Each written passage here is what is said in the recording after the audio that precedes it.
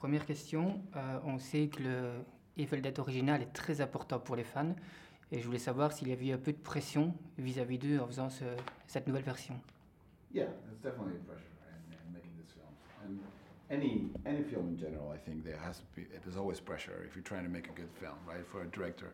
But and with this ones in particular, but my friends and I were such a big Evil Dead fans, and so I know I not just know what I want, but I know the fans pretty well, and so I think I knew that if I wasn't going to make a film that would please me, it would please the fans. So, and also because we never thought we were remaking it. We always thought we were making a new Evil Dead film.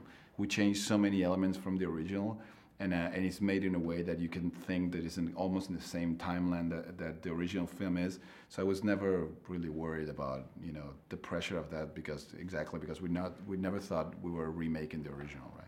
Justement, par rapport au changement, l'héroïne, justement, est une femme, cette fois-ci, et plus un homme comme dans l'original. Était-ce réellement pour se démarquer du premier ou ça collait mieux avec l'histoire? No, I think it was just...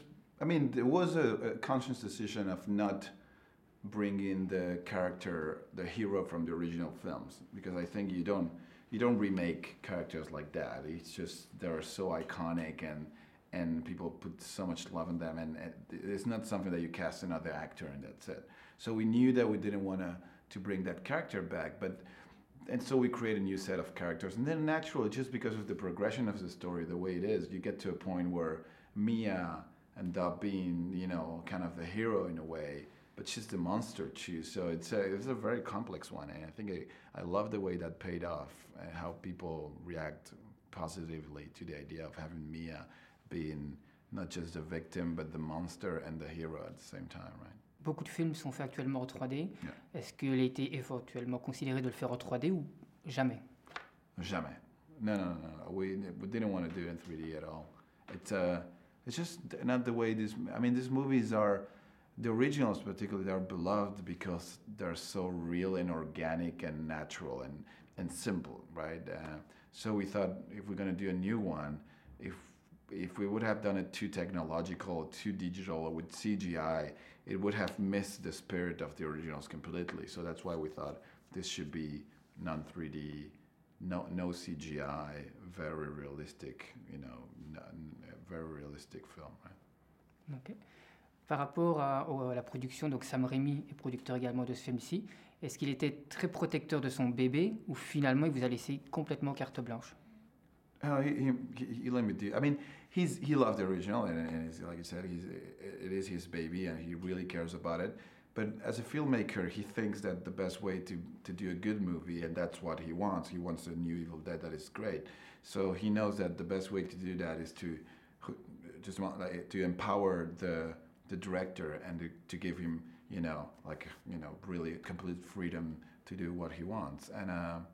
And that's what he did, really. Like, he was never on set. He never wanted to step on my set. He was always guiding me, but never really telling me what to do at all. Really guiding us through the writing and the post process of cutting the movie, but never really telling me, do that, don't do that. Always leaving it up to me. So he really gave us, carte blanche to do whatever we want. Ok. Beaucoup de films, justement, ont droit au remake. Actuellement, beaucoup de films d'horreur. Alors, ma question, ce n'est pas spécialement par rapport à Evil Dead, mais pour vous, quel film d'horreur n'a pas encore été refait et qui, pourquoi pas, devrait être refait? Okay, which one of the horror remakes were good, that did it right, and which one that did it wrong? Yes, both, good or not good. And which one you think that should be remade today? That should be remade. I don't know. I think remakes is a very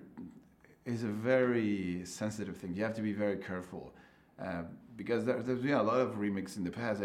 Although they made money and they weren't good, so that's bad. That's bad. That's kind of fooling a lot of people to pay for something that is not good. That's terrible. So it's a very tricky thing. Not every movie has the potential to be remade.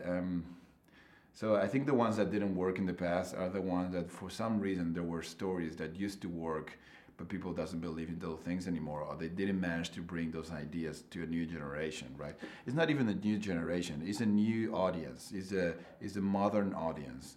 some of that audience is made by the same people that watched those movies in the 70s or 80s, but they don't like them. I mean, they don't like the way that stories tell today. So it's very tricky. And usually you have to go to the original ideas of the original films. If they were relevant and they were great and they're still relevant, there's always going to be a good story. I think Evil Dead is an example of that. That there are themes and ideas in the original film that are still very scary and relevant today, right? And you know, I don't know, like which one should be remade. I don't think it's me to say. It's very, very, very tricky. Ok. Votre film a coûté 17 millions de dollars. Il en a rapporté 40 le premier week-end. Est-ce qu'il y a une suite déjà de prévue et surtout est-ce que vous en faites partie? If there's a what, sorry?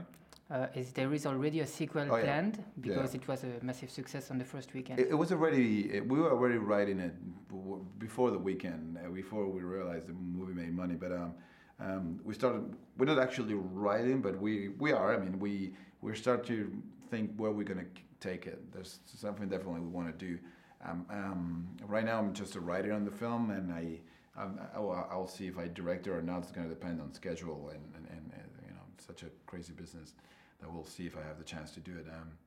But yeah, there's definitely a sequel. We're gonna continue the story where this one left, and it's super exciting, I think, because it's gonna be the first in a long time, a first Evil Dead that is completely new. So it's not gonna be a remake of Evil Dead 2. It's gonna be a completely new film, and so it is exciting. I'm so happy that people actually went to watch our film and worked with the audience, because that means that it's going to be more of these films in the future, and probably, and also it's going to be that Sam Raimi is going to have the chance to do one himself, which I would love to see, right?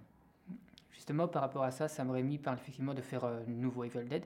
Est-ce que les deux peuvent cohabiter dans le même système ou pas? Yeah, I think they should, and they will. What we're talking about doing right now, and we're discussing, is like we may do this sequel to this film.